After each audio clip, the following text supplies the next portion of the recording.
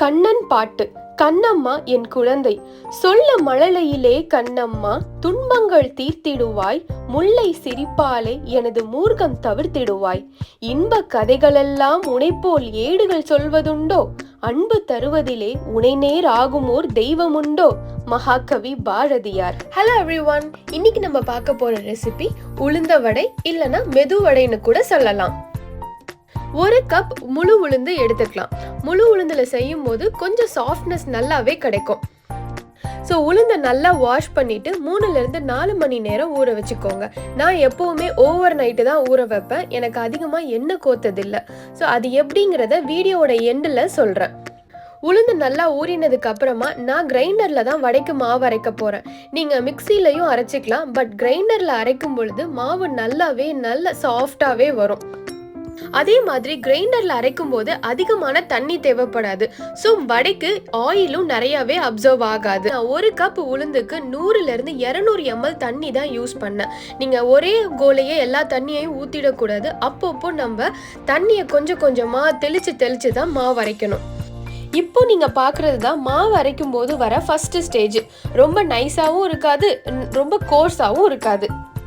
So இது இப்படியே நம்ம இன்னும் கொஞ்சம் தண்ணி தெளித்து நம்ம அரைச்சோன்னா மாவு நல்லா சூப்பராக சாஃப்டாக அரைச்சிரும். நீங்கள் இப்போ பார்த்துட்டு இருக்கிறது ஃபைனல் ஸ்டேஜ். இது எப்படி கரெக்டாக இருக்குன்னு நம்ம பார்க்கணுன்னா நம்ம அந்த மாவை எடுத்து இப்படி அழகாக நம்ம ட்ராப் பண்ணோன்னா பால் மாதிரி விழணும். இந்த ஸ்டேஜ் வரும்போது நம்ம மாவை பவுலுக்கு மாற்றிக்கலாம். அதே மாதிரி ஒரு டம்ளரில் தண்ணி எடுத்துக்கோங்க. இதில் இந்த மாவுலேருந்து கொஞ்சமாக எடுத்து ஒரு ட்ராப் அதில் நீங்கள் போட்டிங்கன்னா அந்த மாவு மேலே ஃப்ளோட் ஆகணும், உள்ளே போகக்கூடாது. ஃப்ளோட் ஆச்சுன்னா தான் அது கரெக்டான ஸ்டேஜ். வடை மாவு சூப்பராக ரெடி ஆயிடுச்சு. அதிகமாக தண்ணியில் நல்லா சாஃப்டாகவே இருக்குது. ஸோ இப்போ இதை ஒரு பவுலில் மாற்றி வச்சுக்கலாம். அடுத்ததா ஒரு சில இன்க்ரீடியன்ஸை நம்ம கொஞ்சம் இடித்து சேர்த்துக்கணும். அதுக்கு 1 டேபிள் ஸ்பூன் மிளகு முழுசாக போட்டோன்னா நம்ம குழந்தைங்க சாப்பிடும் பொழுது அது ஸ்பைஸியாக இருக்கும். அப்புறம் அடுத்தது சாப்பிட மாட்டாங்க. அதனால இந்த மாதிரி தட்டி போடும்போது அதில் பெப்பர் இருக்கிறதே தெரியாது. ரொம்ப ஃபைன் பவுடராக பண்ணிட வேணாம், கொஞ்சம் கோர்ஸாகவே இருக்கட்டும். அடுத்ததா 1/2 டீஸ்பூன் சீரகமும் 1/2 டேபிள் ஸ்பூன் சோம்பும் சேர்த்து கொஞ்சம் லைட்டாக இடிச்சுக்கலாம். ஃபைன் பவுடராக பண்ண வேண்டாம், கொஞ்சம் நல்லா கோர்ஸாகவே இருக்கணும். இந்த மாதிரி நம்ம இடித்து சேர்த்துக்கிறதுனால வடை நல்ல வாசமாக இருக்கும். அதே மாதிரி இதை குழந்தைங்க சாப்பிடும் பொழுது அவங்களுக்கு எந்த விதமான அந்த பெப்பர்லாம் டிஸ்டர்ப் பண்ணாமல் அவங்க எல்லாமே சாப்பிட்ற மாதிரி இருக்கும். இந்த மாதிரியான கன்சிஸ்டன்சியில் அரைச்சிக்கோங்க.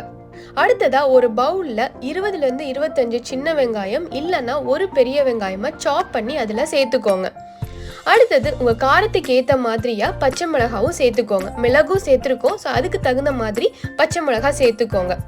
அடுத்ததா 1 டேபிள் ஸ்பூன் அளவு பொடியாக நறுக்கின இஞ்சி. அடுத்ததா கொஞ்சமாக கருவேப்பிலை, கொத்தமல்லி இதையும் நம்ம சாப் பண்ணி அதோட சேர்த்துக்கலாம்.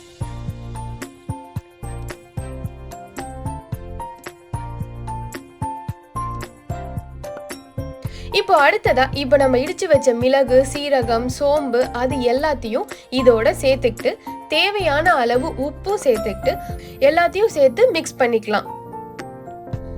அந்த வெங்காயம், கருவேப்பிலை, கொத்தமல்லி, நம்ம அரைச்சு சேர்த்த பொடி இது எல்லாத்தையுமே சேர்த்து மிக்ஸ் பண்ணிட்டு இப்போ அரைச்ச மாவையும் அதோட சேர்த்து எல்லாத்தையும் ஒண்ணா மிக்ஸ் பண்ணிக்கலாம். இப்போ இப்படி மிக்ஸ் பண்ணிட்டு இருக்கும் போதே 5-6 டேபிள் ஸ்பூன் அளவு அரிசி மாவை இதோட சேர்த்துக்கிட்டு அதையும் சேர்த்து நம்ம நல்லா மிக்ஸ் பண்ணிக்கலாம். வடை நல்லா வந்துட்டு சாஃப்டாகவும் நல்லா குண்டு குண்டா பெருசா வரணும்னா இப்போ நீங்க வீடியோல பார்த்துட்டு இருக்கிற மாதிரியா மாவை வந்துட்டு ஒரே சைட்ல சர்க்குலர் மோஷன்ல நீங்க அதை வந்து மிக்ஸ் பண்ணணும். இப்படி நம்ம செய்யறதுனால ஏர் பபிள்ஸ்லாம் உள்ள போயிட்டு வடை நல்லா சாஃப்டாகவும் நல்லா பெருசாவும் வரும். ஓகே, இப்போ வடை மாவு சூப்பரா ரெடி ஆயிடுச்சு. அடுத்ததா வடையை நம்ம போட்டு எடுக்க வேண்டியதுதான்.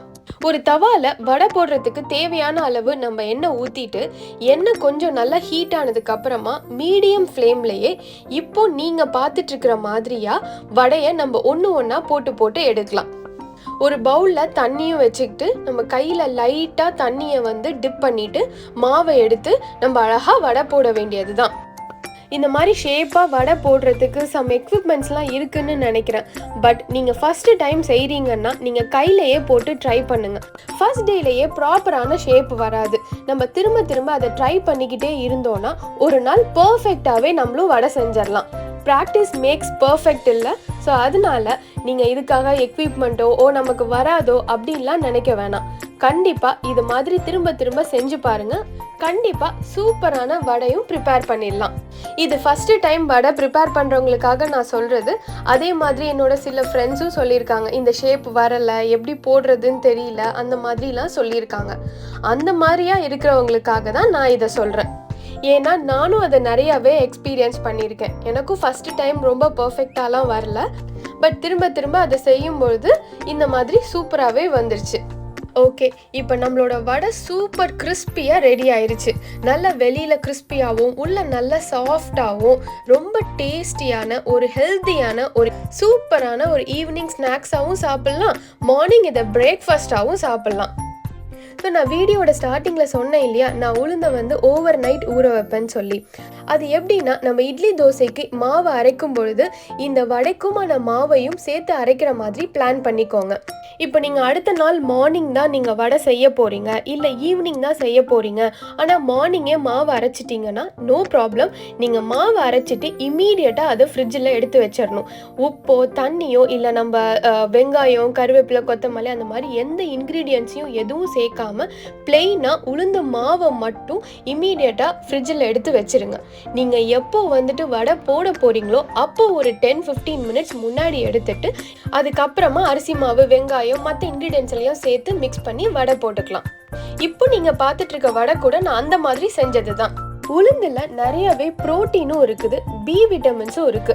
அதே மாதிரி இதில் ஃபோலிக் ஆசிட் இருக்கு, பொட்டாசியம், கால்சியம், ஜிங்க், மெக்னீஷியம், இந்த மாதிரி நிறைய விட்டமின்ஸ் அண்ட் மினரல்ஸ் சேர்ந்தது தான் நம்மளோட உளுந்து. ஸோ குழந்தைங்களுக்கு உளுந்தங்களியாக செஞ்சு கொடுக்கலாம், அப்படி இல்லைன்னா இந்த மாதிரி வடையாகவும் செஞ்சு கொடுக்கலாம். அப்புறம் என்ன, இந்த வீக்கெண்ட் இந்த சூப்பரான கிறிஸ்பியான வடையை செஞ்சு பார்த்துட்டு எப்படி இருந்ததுன்னு சொல்லுங்க. உங்க ஃப்ரெண்ட்ஸ் கூடவும் ஷேர் பண்ணுங்க. சப்ஸ்கிரைப் பண்ண மறந்துடாதீங்க. தேங்க்ஸ் ஃபார் வாட்சிங்.